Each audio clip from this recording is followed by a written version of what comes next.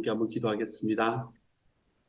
사랑하는 하나님, 하나님께서 우리에게 주님의 사랑을 부어주셔서 험한 시험 물 속에서 나를 건져내 주십시오. 하나님 앞에 기도할 때 주님께서 선하게 응답하여 주시니 감사합니다. 사랑하는 주님, 우리가 하나님 앞에 걸어가는 과정마다, 세상을 살아가는 과정마다 우리의 상황과 환경들은 우리를 끊임없이 수렁으로 우리를 이끌어 들어가려고 하는 것 같지만 하나님이여, 그 과정 속에서 주님께서 우리를 딱 붙잡고 계셔서 우리가 결코 넘어지되 완전히 쓰러지지 않는 곳으로 걸어갈 수 있게 해주시니 감사합니다. 사랑하는 주님, 지금의 삶 속에서 어려움과 아픔을 당하고 있는 모든 이들을 하나님께서 눈여겨보아 주십시오. 하나님, 지금 당하고 있는 그 어려움들 하나하나들에 하나님께서 주님의 말씀과 주님의 음성을 들려주십시오. 그래서 주님, 오늘 우리가 찬양한 것처럼 험한 시험 물 속에 있지만 주님이 나를 건져내 주실 것이다. 하나님이여, 이것이 우리의 삶에 그냥 막연한 기대가 아니라 우리 하나님 앞에서 정말 확신이 될 수 있는 하나님의 하루가 될 수 있도록 하나님께서 도와주십시오. 모든 말씀 우리 주님 예수님 이름으로 기도드립니다. 아멘. 하나님께서 우리에게 주시는 말씀은 예레미야애가 1장 18절부터 22절까지의 말씀입니다. 예레미야애가 1장 18절부터 22절까지의 말씀입니다. 우리 같은 목소리를 읽도록 합니다. 시작. 여호와는 의로우시도다. 그러나 내가 그의 명령을 거역하였도다. 너희 모든 백성들아, 내 말을 듣고 내 고통을 볼지어다. 나의 처녀들과 나의 청년들이 사로잡혀 갔도다. 내가 내 사랑하는 자들을 불렀으나 그들은 나를 속였으며 나의 제사장들과 장로들은 그들의 목숨을 회복시킬 그들의 양식을 구하다가 성 가운데서 기절하였도다.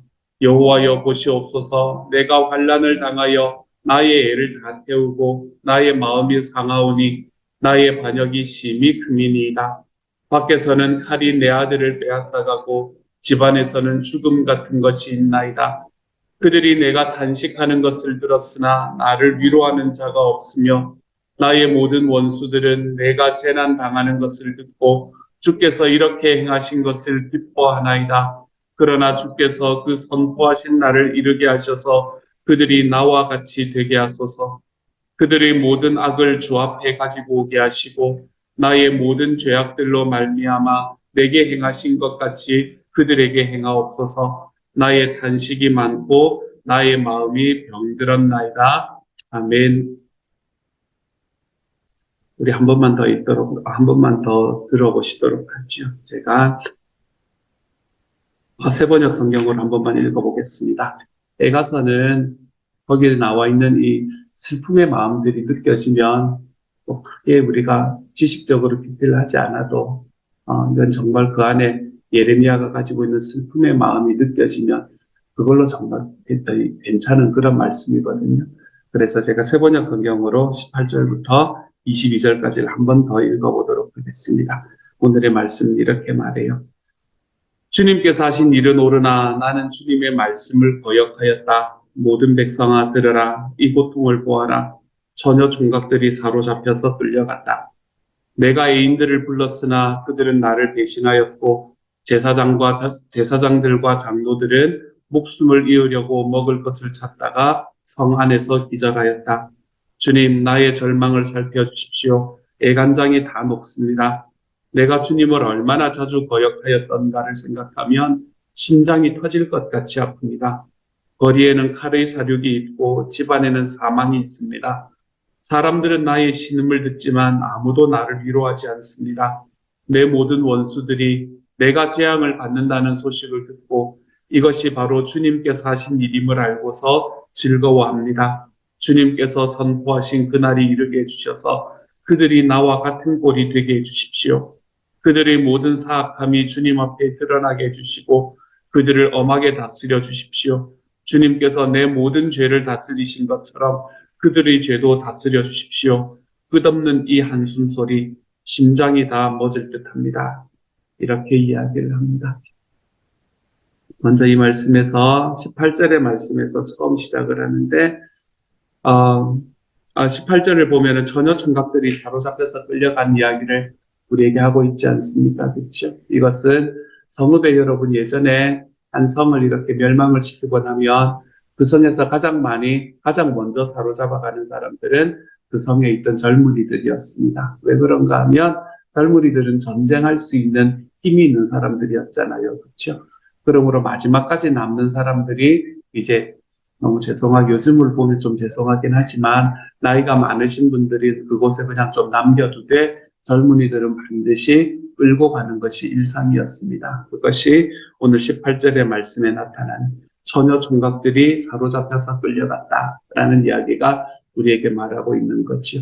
이 바벨론이 예루살렘을 멸망을 시키면서 그 땅에 자기들을 대항해서 싸울 수 있는 사람들을 싹 잡아가는 그런 모습을 우리에게 보여주고 있습니다.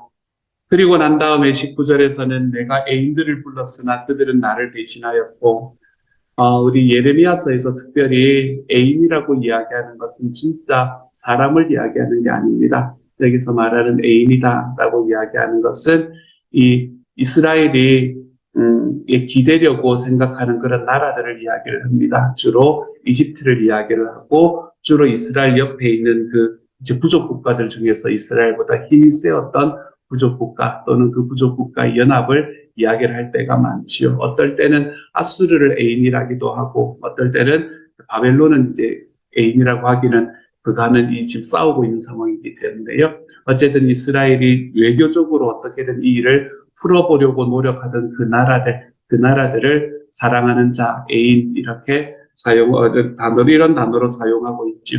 그래서 내가 애인들을 불렀으나 그들은 나를 배신하였고라는 말은 뭘 말하나 하면 이제 자기 나라가 멸망당할 상황에 놓여 있으니까 당신들이 우리를 좀 구해주십시오라고 이야기했던 그 큰 나라들, 이집트와 같은 나라들, 아수르와 같은 나라들, 이런 나라들이 다 나를 배신했다. 이제는 나를 구해줄 수 없는 상황에 들어왔다라는 걸 이야기를 합니다. 그 다음에 나오는 게 제사장과 장로들은 목숨을 이으려고 먹을 것을 찾다가 성 안에서 기절하였다라고 이야기하죠. 얼마나 이 절망적인 상황인가라는 걸 우리에게 계속 보여주는 말씀입니다.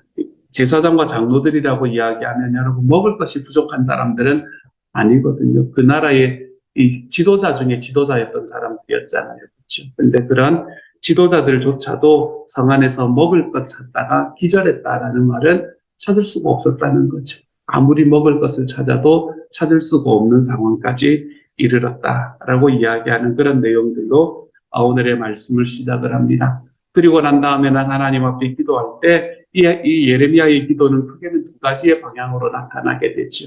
한 가지의 방향은 하나님 우리가 처하고 있는 이 어려움을 좀 돌보아 주십시오 라고 이야기하는 방향이 첫 번째 방향이라면 두 번째 방향은 우리를 바라보면서 저렇게 웃고 떠들고 조롱하는 저 민족들에게도 하나님께서 하나님의 이 심판의 손길을 좀 부어주십시오 라고 이야기하는 이 한 방향, 이 두 가지의 방향으로 예레미야의 기도가 나가고 있는 것이 오늘의 말씀에서 나오는 본문의 이야기입니다.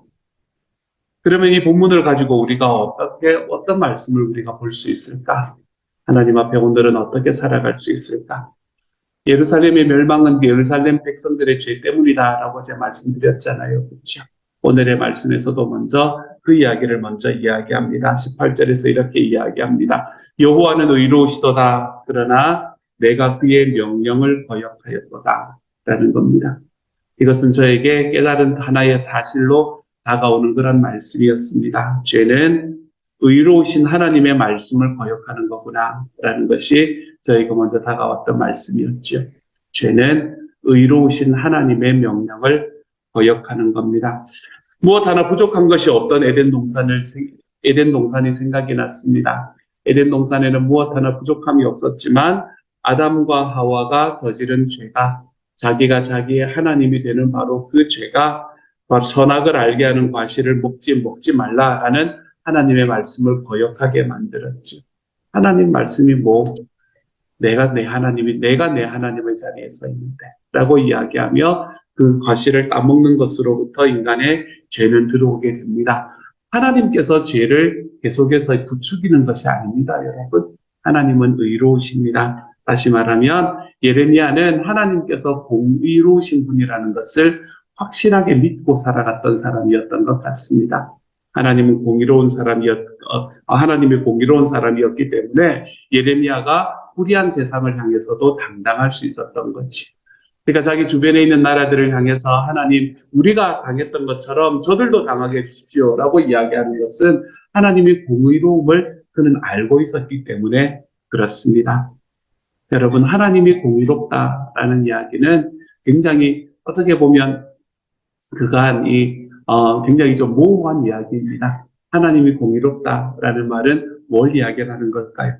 하나님이 공의로움을 믿는다라는 말은 하나님의 그 공의로움이 나에게도 적용될 수 있다는 것을 우리가 기억하는 것을 말합니다. 그 말은 뭘 말하나 하면 하나님의 공의로우심을 믿으면 우리는 우리의 죄에 대해서 좀 엄격해야 한다는 말을 의미합니다. 우리가 하나님의 공의로우심을 믿는다면 우리는 우리의 죄에 대해서 좀 엄격하게 들어갈 줄 알아야 됩니다. 우리는 물론 인간이기 때문에 부족합니다. 그렇기 때문에 세상의 유혹에 흔들릴 수 있고 넘어질 수 있습니다. 우리가 세상의 유혹에 흔들리고 넘어졌다라는 것을 막 숨기면서 우리 스스로를 위선하는 자리로 몰아가라는 이야기가 아닙니다. 우리의 죄를 숨기라는 말이 아닙니다. 우리가 하나님 앞에 흔들리고 있다는 것, 넘어졌다는 것을 숨기지 않아도 괜찮습니다. 하나님 앞에서는요. 하지만 하나님께서는 하나님의 공의로우심으로 심판하시는 그 자리에 저희가 서 계시는 분이시라는 것을, 그리고 하나님의 심판이 끝나고 나면 하나님께서는 은혜를 베풀어 주시는 분이라는 이 사실을 믿기 때문에 일어설 수 있는 사람이 되어 가셔야 한다는 것이 우리가 오늘의 말씀에서 깨달을 수 있는 이야기입니다. 하나님이 공의로우시다는 걸 알면 우리의 죄에 대해서 엄격해야 되고요. 우리가 넘어진 것에 대해서 하나님 앞에 솔직할 줄 알아야 되고요. 그렇게 솔직하게 나아갔을 때에, 그렇게 하나님 앞에 의지하는 손길을 가지고 있을 때에 우리는 불의한 세상에 대해서 당당할 수 있게 되는 겁니다. 무엇 때문에요? 하나님께서 나에게 베풀어 주신 그 하나님의 공의 때문에 말입니다. 우리가 가지고 있는 의로움으로 세상에 당당할 수 있습니까, 여러분? 저는 제 아들에게도 이야기를 못 하겠는 거예요. 제가 살아왔던 삶의 모습을 바라보면 제 아들에게조차도 야, 너는 나처럼 살아야 된다라고 이야기하는 게 쉽지가 않을 때가 있는 거예요. 하지만 하나님께서 우리에게 우리가 가지고 있는 공의로움이 아니라 하나님의 공의로움을 붙들고 걸어가라 라고 이야기하시는 그 말씀을 주시기 때문에 우리는 우리와 대적하고 있는 세상에 대해서, 우리의 삶의 바탕이 되는 세상에 대해서 당당하게 걸어갈 수 있게 되는 겁니다. 하나님은 공의로우신 분, 그 하나님의 공의가 나에게도 이어졌고, 그리고 그 나와 함께 하시며 나에게 공의를 베푸시고 난 이후에, 그리고 하나님께서 이 은혜를 베푸신 하나님께서는 이 온 세상에도 그러할 것이다 라는 것을 믿는 믿음으로 인해서 우리는 하나님 앞에서 세상에 좀 당당하게 살아갈 수 있게 됩니다. 사랑하는 여러분, 우리는 죄인이지만 세상에 당당할 수 있습니다. 우리는 죄인이 아니기 때문에 당당한 것이 아닙니다, 여러분. 우리는 죄인이지만 당당할 수 있습니다. 왜요? 하나님께서 나를 의롭다고 칭해 주셨기 때문입니다. 주님의 공의로움으로 나를 의롭다고 칭해 주셨기 때문에 그렇습니다. 그러므로 이 주님의 사랑과 하나님의 은혜와 하나님의 공의와 주님의 칭의를 우리의 삶 속에서 좀 경험하며 살아갈 수 있기를 소망합니다. 나 혼자 있으면 죄인이지만 나는 내 주님과 함께하면 하나님의 눈앞에서는 의로운 사람이다.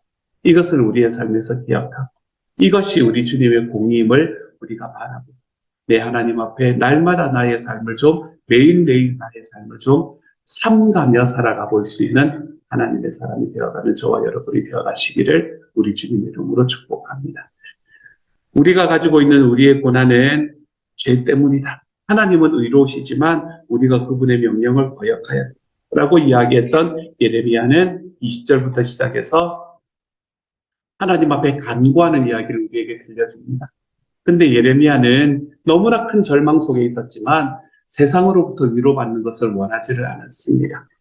왜냐하면 그는 예루살렘을 멸망시키고 또 멸망을 기뻐하는 주변 국가들 역시 그들의 죄로 말미암아 예루살렘처럼 멸망될 것이다 라는 것을 알고 있었기 때문입니다. 그리고 예레미야가 알고 있었던 것처럼 말하고 있는 것처럼 그 나라들도 얼마 가지 않아서 그는 자기의 나라의 운을 다 하게 되는 것을 우리는 역사 속에서 볼 수 있습니다. 자기가 가지고 있는 절망 속에서 세상의 위로를 찾은 것이 아니라 예레미야는 자기의 눈을 하나님께 들어 하나님에게로부터 위로를 받는 사람이 되기 시작을 합니다. 그 가장 핵심적인 이야기가 20절의 말씀이지요. 아까 제가 읽었던 세번역이 너무 좋아서 저는 세번역을 한번 읽어볼게요. 주님, 나의 절망을 살펴주십시오. 애간장이 다 녹습니다. 내가 주님을 얼마나 자주 거역하였던가를 생각하면 심장이 터질 듯이 아픕니다. 예레미야가 가지고 있었던 이 아픔들이 얼마나 컸을까라는 것을 생각해 보면 내가 그 자리에 있지 않은 것이 참 다행이다 라는 생각이 들기까지 합니다. 예레미야는 자기의 삶에서 절망을 살펴주십시오 라고 하나님 앞에 간구합니다. 여러분, 여러분의 삶은 무엇으로 절망하고 계십니까? 지금 여러분의 삶을 절망으로 밀어넣고 있는 것은 무엇입니까? 예레미야는 자기의 애간장이 다 녹을 정도로 절망에 빠져 있을 때 하나님을 바라보았습니다. 하나님께 자신의 죄를 가장 먼저 회개하며 걸어갔습니다. 여러분, 예레미야가 무슨 죄를 저질렀습니까? 제사장의 아들로 태어나서 앞날이 보장되어 있던 이 사람이 바로 예레미야였습니다. 하지만 그는 자기가 받고 있던 소명에서 도망쳤던 사람이지요. 하지만 하나님께서 그에게 주신 소명에 결국은 순종하고 돌아올 수밖에 없는 삶을 선택했습니다. 하나님의 소명에 순종한 그는 다른 사람들에게는 매국노라는 이야기를 들은 듣는 사람이 되었습니다. 왜냐하면 하나님께서 지금 자기들이 싸우고 있는 이 바벨론이라는 나라와 같이 싸워야 됩니다 라고 이야기하는 것이 아니라 이 나라에 항복해야 된다. 이 나라가 너희를 멸망시키는 게 너무나 당연하다. 그 나라 때문이 아니라 너희의 죄 때문에 내가 그렇게 할 것이다 라는 이 하나님의 메시지를 백성들에게 전해야 됐기 때문에 예레미야는 그 다른 사람들에게 거짓 선지자라는 소리를 들어왔던 사람이었습니다. 투옥되고 죽음의 상황에 놓여 있었던 사람이 되었지요. 그가 짊어져야 됐던 십자가는 그의 삶을 다 짓눌러 버렸습니다. 믿음과 현실의 괴리, 이것들이 그의 삶에 얼마나 크게 다가왔는지 모릅니다. 하나님은 나에게 이런 말씀을 하시는데 주변 사람들은 그 말씀을 듣기 싫어하고 하나님께서는 나에게 이렇게 이야기하라고 하는데 나도 그 이야기를 이야기하기 싫은 그런 믿음과 현실, 자기의 소명과 자기의 삶의 상황의 이 괴리가 얼마나 컸는지 모릅니다. 하지만 그 상황 속에서도 그는 끝까지 자기의 소명의 길을 걸어갔습니다. 하나님께서 자기에게 맡겨주신 길을 그냥 뚜벅뚜벅 걸어갔습니다. 눈물을 흘리며 울며 베개를 자기의 눈물로 적시면서 그러면서도 그는 자기의 소명의 길을 걸어갔습니다. 왜요? 그것이 진리의 길이었기 때문입니다. 그것이 하나님께서 주신 길이었기 때문에 그렇습니다. 하나님을 배신하고 멸망해버린 조국의 현실을 자기의 눈앞에서 쳐다볼 수밖에 없었습니다. 그러면서 자기의 가슴이 녹아내리는 것을, 애간장이 다 타는 것을 견딜 수가 없어하는 그런 상황에 놓여질 수밖에 없어서 바로 그곳에 서서 예레미야는 자기의 마음에 있는 그 아픔을 그대로 담아서 에카, 슬프다, 라고 이야기하는 그런 이야기로 하나님 앞에 백성들 앞에 나아가며 백성들 전체의 죄를 자기의 어깨에 지고 온 백성의 죄를 지금 같이 자기의 기도로 고백하고 있습니다. 자기가 하나님을 거역한 죄를 생각하면 심장이 터질도록 아프다 라고 이야기를 합니다. 심장이 터질 정도로 제가 아픕니다. 제가 주님을 거역한 걸 생각하면 제 가슴이 터질 것만 같습니다 라고 이야기하는 말씀으로 나아가고 있죠. 지금 우리의 현실만 바라보면 세상은 불의와 거짓이 득세하고 있는 것처럼 보입니다. 그들이 부러울 때도 있죠. 하지만 불의와 거짓이 너무나 난무했던 이 예루살렘을 하나님께서는 결국 멸망시켰다라는 사실을 여러분은 좀 기억하실 수 있기를 소망합니다. 불의한 세상이 우리들의 눈앞에 있고 그렇게 사는 게 얕게 보이고 그렇게 사는 것이 어쩌면 지혜롭게 보이는 것 같은 상황 속에서도 우리는 하나님의 눈으로 세상을 좀 바라볼 줄 알아야 하겠습니다. 악과 거짓의 세상을 보면서 우리는 그것을 부러워할 것이 아니라 애카, 슬픕니다, 주님. 하나님 앞에 좀 외칠 줄 아는 하나님의 사람이 되어야 하겠습니다. 내가, 내 사랑하는 가족이, 내 사랑하는 이웃이 내 주님의 진노 아래 놓여 있다는 사실을 바라보며 애카, 하나님 제가 슬픕니다, 주님. 그러한 말씀 이야기를 하나님 앞에 외치며 좀 살아갈 줄 알아야 되겠습니다. 우리의 삶에 있는 이런 상황 속에서 예레미야는 세상을 의지 않고 하나님을 바라보았던 것처럼 우리도 우리 주변에 있는 세상을 바라보는 것이 아니라 내 주님을 좀 바라볼 줄 알기를 소망합니다. 아까 말씀드렸지만 이스라엘의 큰 죄악 중에 하나는 하나님을 의지한 것이 아니라 이웃 나라를 의지한 것이었습니다.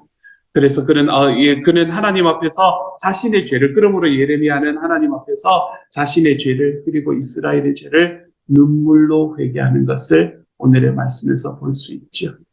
사랑하는 여러분, 우리의 기도가 조금 더 넓어지는 하루가 될 수 있기를 소망합니다.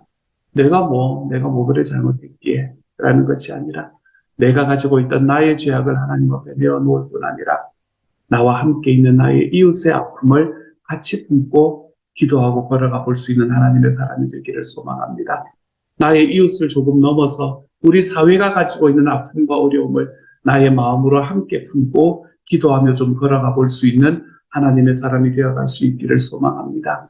우리의 사회뿐만이 아니라 하나님께서 우리의 국가를 넘어서 하나님께서 이 온 지구를 무너져 있는 관계들이 너무나 많은 이 모든 과정 속에서 하나님의 피조물 속에서 우리가 우리의 그들의 죄를 대신 회개하며 우리 하나님 앞에 오늘도 한 걸음을 좀 걸어가 볼 수 있는 하나님의 사람이 되어 가시기를 소망합니다. 에스겔의 말씀에서 하나님은 그렇게 이야기합니다. 내가 그 나라를 멸망시키지 않으려고 내가 힘써서 내가 나를 위해서 그 나라의 무너진 성벽을 막고 서서 나를 향해서 기도하는 그 한 사람을 찾았는데 내가 찾지를 못했다. 하나님께서 이야기하셨던 이 말씀이 저와 여러분에게 떨어진다면 우리는 하나님 앞에 당당하게 서 있을 수가 없지 않겠습니까, 여러분? 주님께서 내가 이 모든 사랑, 이 모든 문화를, 내가 이 모든 세상을, 모든 민족들을 내가 멸망시키지 않을 수 있는 단 한 사람을 찾았는데 그게 너구나라고 이야기하는 그 이야기를 저와 여러분의 기도 속에서 좀 들을 수 있는 하나님의 사람이 되어갈 수 있기를 우리 주님의 이름으로 축복합니다. 우리의 기도가 나의 기도의 폐쇄적인 나의 기도와 나의 가정의 기도에서 좀 벗어나서 나의 이웃을 품고 나의 사회를 품고 그리고 나의 국가를 품고 그리고 하나님께서 만드신 이 모든 피조물을 품으며 우리가 하나님 앞에 걸어가 볼 수 있는 하나님의 사람이 되어 가시기를 소망합니다. 그것의 시작은 나와 함께 있는 사람들에게서 시작합니다. 가장 가까운 사람들에게서부터 시작합니다. 내가 대신 회개하는 자리로 한 걸음씩 걸어가 볼 수 있는 오늘 하루가 되어 가시기를. 사랑하는 주님, 그들은 알지 못하지만 하나님께서 저희의 기도를 들으시고 그들을 불쌍히 여겨 주옵소서. 우리가 이러한 기도로 정말 가슴 어리는 중보의 기도를 이 예레미야가 했던 이 기도가 우리의 삶의 본이 되어 볼 수 있는 오늘 하루가 되어 가시기를 우리 주님의 이름으로 축복합니다. 함께 한번 기도하며 나아가도록 하죠. 사랑하는 하나님, 말씀을 보고 나니 좀 무겁습니다, 주님. 내가 그렇게 살아갈 수 있을까라는 생각이 들기도 합니다. 하나님, 나의 죄악들을 나와 함께 있는 나와 가장 가까운 사람들의 죄악들을 나의 가정의 죄를 내가 살아가고 있는 이 문화, 이 사회의 죄를 그리고 온 지구상에 하나님께서 주신 피조물을 계속해서 오염시키고 무너뜨리고 있는 하나님의 그 모든 인간들의 죄를 하나님이 어쩌면 우리가 그것을 품고 하나님 앞에 기도한다는 것이 가능할까라는 생각이 들기도 합니다. 사랑하는 주님, 하지만 하나님께서 우리에게 내가 무너진 성벽을 막아설 수 있는 단 한 사람을 찾았지만 내가 한 명도 찾지 못했다 라고 이야기하는 말씀 정도는 듣지 않을 수 있기를 소망합니다. 하나님 앞에 부족할지 모르지만 주님, 제가 힘써서 그 길을 걸어봤습니다. 힘이 없어 이 능력이 없어 보이지만 하나님, 제가 그 길을 힘써서 걸어보았습니다. 하나님, 그러니 저의 기도를 들으시고 하나님께서 우리의 공동체를 불쌍히 여겨주옵소서. 하나님이여, 우리의 이 기도가 하나님 앞에 드려지는 하루가 될 수 있도록 하나님 도와주십시오. 나의 죄를 바라보니 우리 백성의 죄를 바라보니 내가 가슴이 터질 것만 같습니다. 하나님 앞에 고백하며 걸어가서 주님이여 나의 기도로 인해 나와 함께 있는 사람들이 그리고 나의 기도로 인해 내가 살아가는 이 지구가 이 모든 우주가 하나님이여 하나님 앞에서 다시금 회복되어 가는 자리로 걸어가 볼 수 있는 주님의 사람들이 다 되도록 아버지여 도와주옵소서. 모든 말씀 우리 주님 예수님 이름으로 기도드립니다. 아멘. 하늘에 계신 우리 아버지여 이름이 거룩히 여김을 받으시오며 나라 임하옵시며 뜻이 하늘에서 이룬 것 같이 땅에서도 이루어지이다. 오늘날 우리에게 일용할 양식을 주옵시고 우리가 우리에게 죄 지은 자를 사하여 준 것 같이 우리 죄를 사하여 주옵시고 우리를 시험에 들게 하지 마옵시고 다만 악에서 구하옵소서. 대개 나라와 권세와 영광이 아버지께 영원히 있사옵나이다. 아멘.